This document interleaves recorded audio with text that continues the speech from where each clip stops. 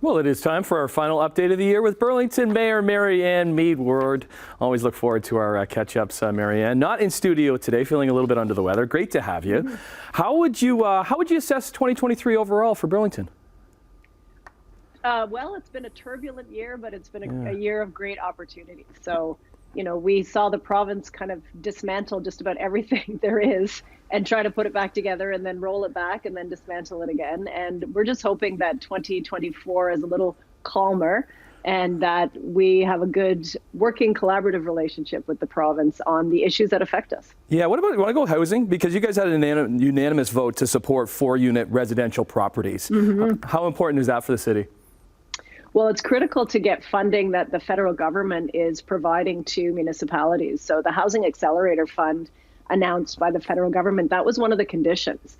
And something that was just announced yesterday, and our council unanimously endorsed me sending a letter to Sean Fraser, not only on that, but also implementing a pilot project to eliminate parking minimums in some of our major transit station areas, and also really endorsing the announcement that was made yesterday about prefab housing. So the government is talking about those pre-designed wartime housing, that if we can go back to that and make sure that there's a couple of designs, if people pick one of those, they streamline and get their permits much faster. So we put all of that in the letter. There's $40 million on the table for Burlington. So we're really hoping that they will see that we are eager to do our part. We're willing to make some bold changes in Burlington so that we can get some of that funding for our community.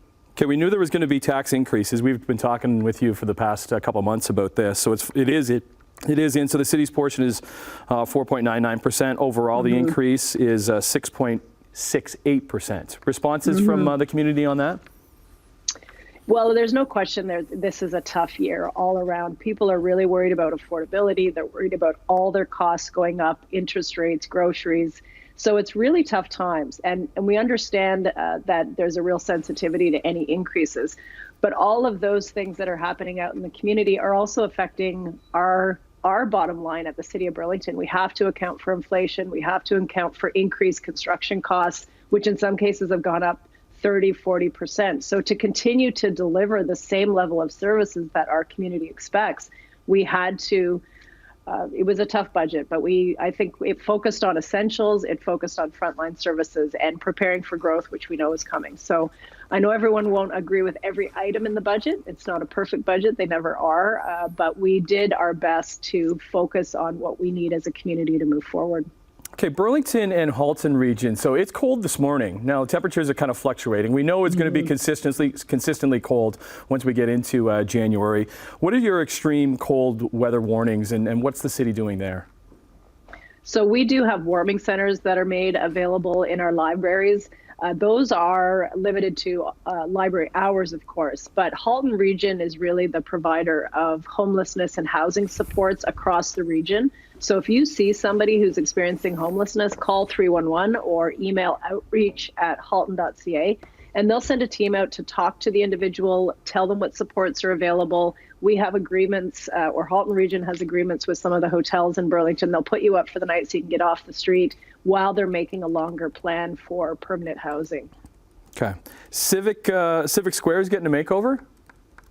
It is. It's, you know, there's lots of trip hazards in Civic Square. So, and it's not accessible. There's steps at one end and people with mobility devices have a real tough time getting around. And so we've taken the opportunity to make it a more welcoming, inclusive place, to ask the community to reimagine the space, and not just Civic Square, but in the streets around City Hall, because we do have a number of community events that happen in this space. The most recent one was our tree lighting downtown. There were hundreds and hundreds of people that come down.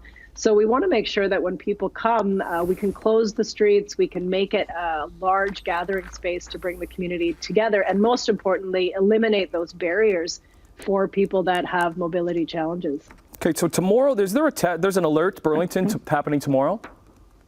So Alert Burlington is something that you go online and sign up for, and it notifies you if there's an emergency in your area. So for example, a gas leak, a flood, something that would either require you to shelter in place or evacuate.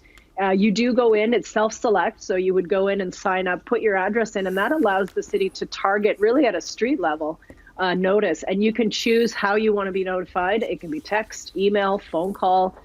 So the test of the system is tomorrow, and we're really hoping that this will encourage more people to sign up so that we can tell you when there's something happening in your community. Wonderful. I think we got to everything there. Okay, well, we appreciate you coming in all year long, once a month. The tree looks pretty good behind you, by the way. Thank you. Yes, yeah? Very delighted to get that up. Is it real or fake? It is real. It does look real. Yeah, it looks real too. Okay, you're on Team Real Tree. Good stuff. Feel better, Exactly. Mayor Marianne Meed Ward, and we'll see you in January. Merry Christmas. Happy holidays. Looking forward to it. Merry Christmas.